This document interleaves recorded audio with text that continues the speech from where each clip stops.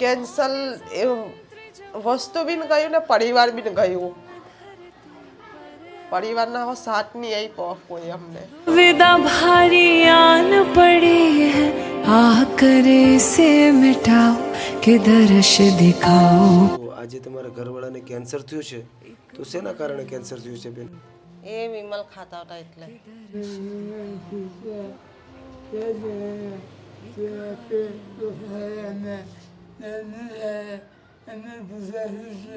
એટલે કમાઈને ખાઈ શકતા હતા, હમણાં બીજાના સહારે ખાવું પડે.